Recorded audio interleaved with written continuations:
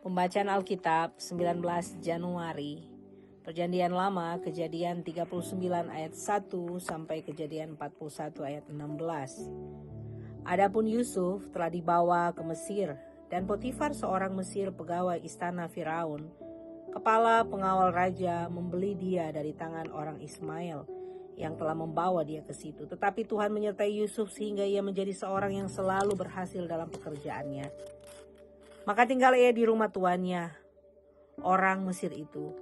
Setelah dilihat oleh tuannya bahwa Yusuf disertai Tuhan dan bahwa Tuhan membuat berhasil segala sesuatu yang dikerjakannya, maka Yusuf mendapat kasih tuannya dan ia boleh melayani dia.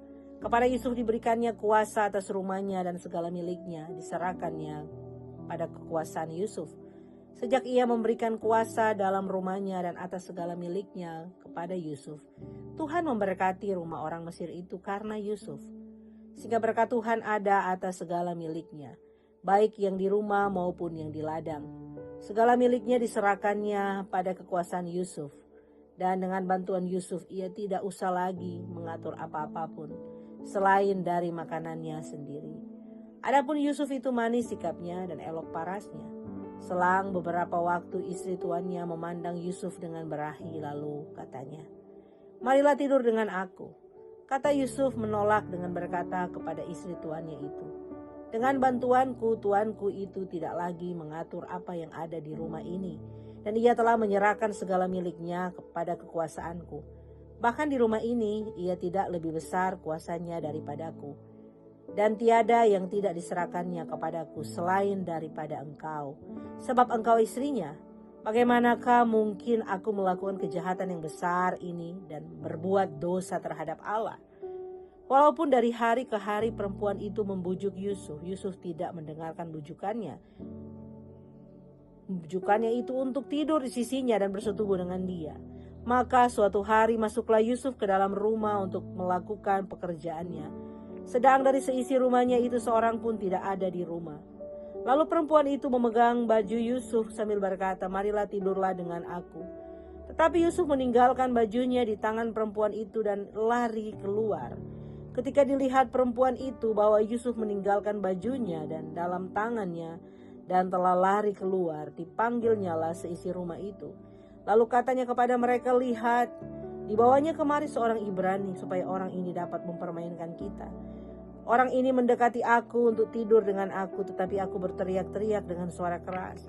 Dan ketika didengarnya bahwa aku berteriak sekeras-kerasnya, ditinggalkannya lah bajunya padaku, lalu ia lari keluar. Juga ditaruhnya baju Yusuf itu di sisinya, sampai tuan rumah pulang. Perkataan itu jugalah yang diceritakan perempuan itu kepada Potifar, katanya, "Hamba orang Ibrani yang kau bawa kemari itu datang kepadaku untuk mempermainkan aku.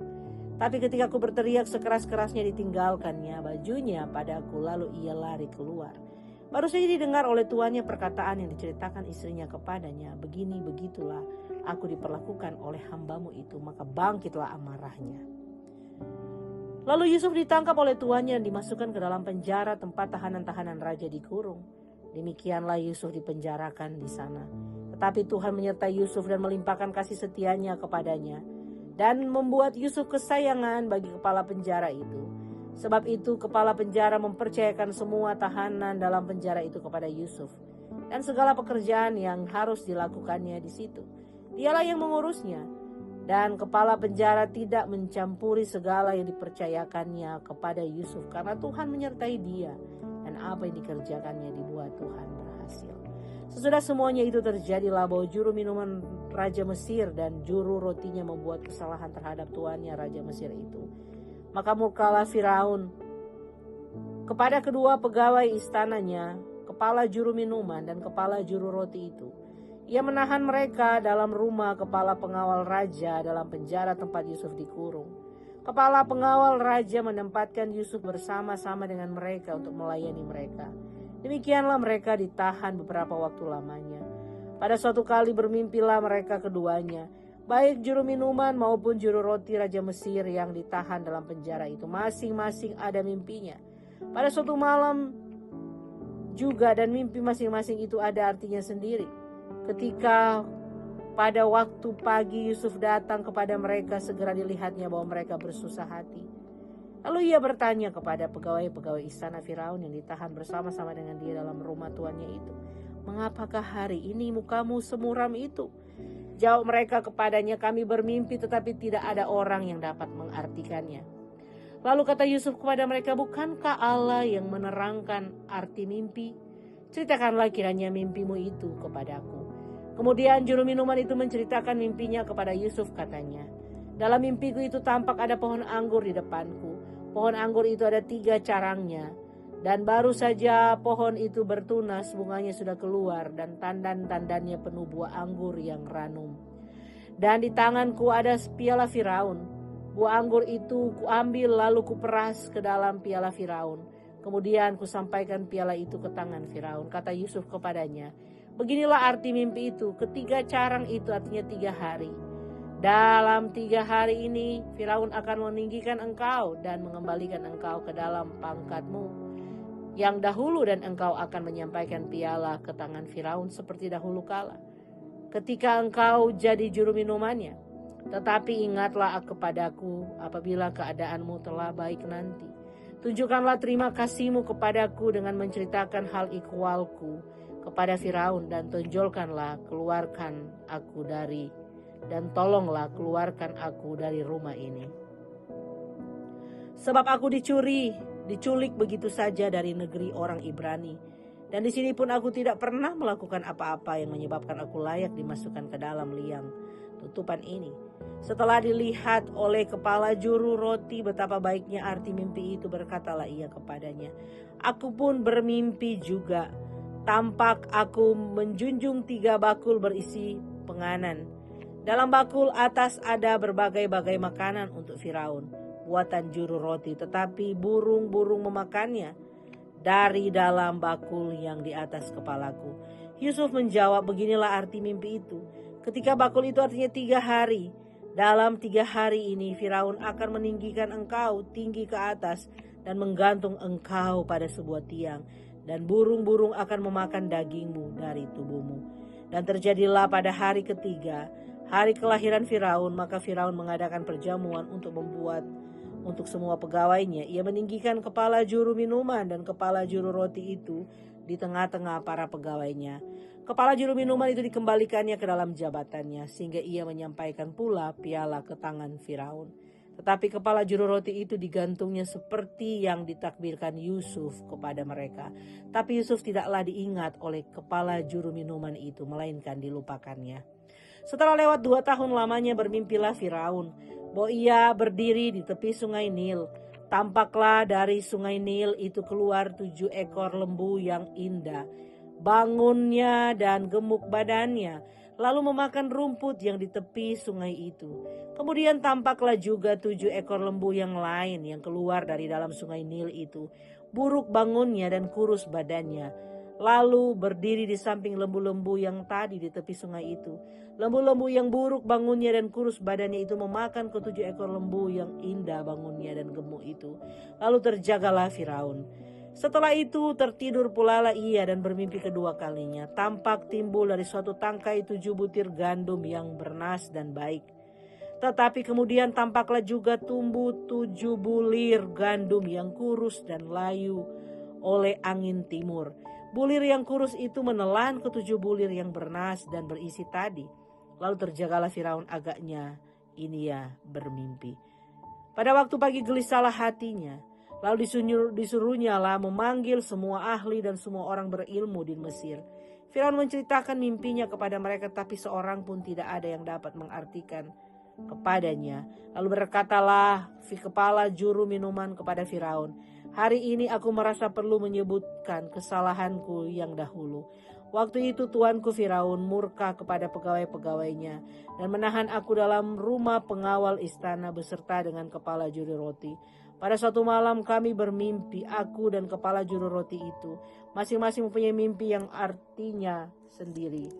Mimpi dengan artinya sendiri. Bersama-sama dengan kami ada di sana seorang muda Ibrani, hamba kepala pegawai istana itu. Kami menceritakan mimpi kami kepadanya, lalu diartikannya kepada kami mimpi kami masing-masing. Dan seperti yang diartikannya itu kepada kami, demikianlah pula terjadi. Aku dikembalikan ke dalam pangkatku dan kepala juru roti itu digantung. Kemudian Firaun menyuruh memanggil Yusuf. Segeralah ia dikeluarkan dari tutupan. Ia bercukur dan berganti pakaian lalu pergi menghadap Firaun. Berkatalah Firaun kepada Yusuf, aku telah bermimpi dan seorang pun tidak ada yang dapat mengartikannya. Tetapi telah kudengar tentang engkau. Hanya dengan mendengar mimpi saja engkau dapat mengartikannya. Yusuf menyaut Firaun, bukan sekali-kali aku melainkan Allah juga yang akan memberitahukan kesejahteraan kepada tuanku Firaun. Pembacaan dari Perjanjian Baru. Matius 12 ayat 46 sampai Matius 13 ayat 23. Ketika Yesus masih berbicara dengan orang banyak itu, ibunya dan saudara-saudaranya berdiri di luar dan berusaha menemui dia. Maka seorang berkata kepadanya, lihatlah ibumu dan saudara-saudaramu ada di luar dan berusaha menemui engkau. Tetapi jawab Yesus kepada orang yang menyampaikan berita itu kepadanya, siapakah ibuku dan siapa saudara-saudaraku? Lalu katanya sambil menunjuk ke arah murid-muridnya, ini ibuku dan saudara-saudaraku. Sebab siapapun yang melakukan kehendak Bapakku di sorga, dialah saudaraku laki-laki, dialah saudaraku perempuan, dialah ibuku. Pada hari itu keluarlah Yesus dari rumah itu dan duduk di tepi danau. Maka datanglah orang banyak berbondong-bondong lalu mengerumuni dia, sehingga ia naik ke perahu dan duduk di situ. Sedangkan orang banyak semuanya berdiri di pantai. Dan ia mengucapkan banyak hal dalam perumpamaan kepada mereka. Katanya, adalah seorang penabur keluar untuk menabur. Pada waktu ia menabur, sebagian benih itu jatuh di pinggir jalan. Lalu datanglah burung dan memakannya sampai habis. Sebagian jatuh di tanah yang berbatu-batu, yang tidak banyak tanahnya. Lalu benih itu pun segera tumbuh karena tanahnya tipis. Tetapi sudah matahari terbit, layulah ia dan menjadi kering, karena tidak berakar. Sebagian lagi jatuh di tengah semak duri, lalu makin besarlah semak itu dan menghimpitnya sampai mati. Dan sebagian jatuh di tanah yang baik lalu berbuah. Ada yang 100 kali lipat, ada yang 60 kali lipat, ada yang 30 kali lipat. Siapa bertelinga hendaknya ia mendengar. Maka datanglah murid-muridnya dan bertanya kepadanya, mengapa engkau berkata kepada mereka dalam perumpamaan? Jawab Yesus, kepadamu diberi karunia untuk mengetahui rahasia kerajaan sorga, tetapi kepada mereka tidak. Karena siapa yang mempunyai kepadanya akan diberi, sehingga ia berkelimpahan. Tetapi siapa yang tidak mempunyai, apapun juga yang ada padanya akan diambil daripadanya. Itulah sebabnya aku berkata-kata dalam perumpamaan kepada mereka. Karena sekalipun melihat, mereka tidak melihat. Dan sekalipun mendengar, mereka tidak mendengar dan tidak mengerti. Maka pada mereka genaplah nubuat Yesaya yang berbunyi, kamu akan mendengar dan mendengar namun tidak mengerti. Kamu akan melihat dan melihat namun tidak menanggap. Sebab hati bangsa ini telah menebal dan telinganya berat mendengar dan matanya melekat tertutup, supaya jangan mereka melihat dengan matanya dan mendengar dengan telinganya dan mengerti dengan hatinya, lalu berbalik sehingga aku menyembuhkan mereka. Tetapi berbahagialah matamu karena melihat dan telingamu karena mendengar. Sebab aku berkata kepadamu, sesungguhnya banyak nabi dan orang benar ingin melihat apa yang kamu lihat, tapi tidak melihatnya. Dan ingin mendengar apa yang kamu dengar, tetapi tidak mendengarnya. Karena itu dengarlah arti perumpamaan penabur itu. Kepada setiap orang yang mendengar firman tentang kerajaan sorga, tetapi tidak mengertinya, datanglah si jahat dan merampas yang ditaburnya dari hati orang itu. Itulah benih yang ditaburkan di pinggir jalan. Benih yang ditaburkan di tanah yang berbatu-batu ialah orang yang mendengar firman itu dan segera menerimanya dengan gembira. Tetapi ia tidak berakar dan tahan sebentar saja. Apabila datang penindasan atau penganiayaan, maka karena firman itu, orang itu pun segera murtad. Yang ditaburkan di tengah semak duri ialah orang yang mendengar firman itu. Lalu kekhawatiran dunia ini dan tipu daya kekayaan menghimpit firman itu sehingga tidak berbuah. Yang ditaburkan di tanah yang baik ialah orang yang mendengar firman itu dan mengerti, dan karena itu ia berbuah. Ada yang 100 kali lipat, ada yang 60 kali lipat, ada yang 30 kali lipat. Pembacaan Alkitab dari Mazmur 17 ayat 1 sampai 15. Dengarlah Tuhan perkara yang benar, perhatikanlah seruanku, berilah telinga akan doaku, dan bibir yang tidak menipu. Daripadamulah kiranya datang penghakiman.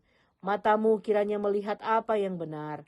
Bila engkau menguji hatiku, memeriksanya pada waktu malam dan menyelidiki aku, maka engkau tidak akan menemui suatu kejahatan. Mulutku tidak terlanjur tentang perbuatan manusia sesuai dengan firman yang engkau ucapkan. Aku telah menjaga diriku terhadap jalan orang-orang yang melakukan kekerasan. Langkahku tetap mengikuti jejakmu, kakiku tidak goyang. Aku berseru kepadamu karena engkau menjawab aku, ya Allah. Sendengkanlah telingamu kepadaku, sendengkanlah perkataanmu. Tunjukkanlah kasih setiamu yang ajaib, ya engkau yang menyelamatkan orang-orang yang berlindung pada tangan kananmu terhadap pemberontak. Peliharalah aku seperti biji matamu, sembunyikanlah aku dalam naungan sayapmu terhadap orang-orang fasik yang menggagahi aku, terhadap musuh nyawaku yang mengepung aku. Mereka tidak menunjukkan belas kasihan, mereka membual. Mereka mengikuti langkah-langkahku, mereka sekarang mengerumuni aku. Mata mereka diarahkan untuk menghempaskan aku ke bumi. Rupa mereka seperti singa yang bernafsu untuk menerkam, seperti singa muda yang mengendap di tempat yang tersembunyi. Bangunlah Tuhan, hadapilah mereka, rebahkanlah mereka, luputkanlah aku dengan pedangmu daripada orang fasik. Luputkanlah aku, ya Tuhan, dengan tanganmu dari orang-orang dunia ini yang bagiannya adalah dalam hidup ini. Biarlah perut mereka dikenyangkan dengan apa yang engkau simpan, sehingga anak-anak mereka menjadi puas, dan sisanya mereka tinggalkan untuk bayi-bayi mereka. Tetapi aku dalam kebenaran akan kupandang wajah-Mu, dan pada waktu bangun aku akan menjadi puas dengan rupa-Mu. Pembacaan dari Amsal. Hikmat hari ini, Amsal 3 ayat 33 sampai 35. Kutuk Tuhan ada di dalam rumah orang fasik, tetapi tempat kediaman orang benar diberkatinya. Apabila ia menghadapi pencemooh, maka ia pun mencemooh, tetapi orang yang rendah hati dikasihaninya. Orang yang bijak akan mewarisi kehormatan, tapi orang yang bebal akan menerima cemooh. Demikian pembacaan firman Tuhan hari ini.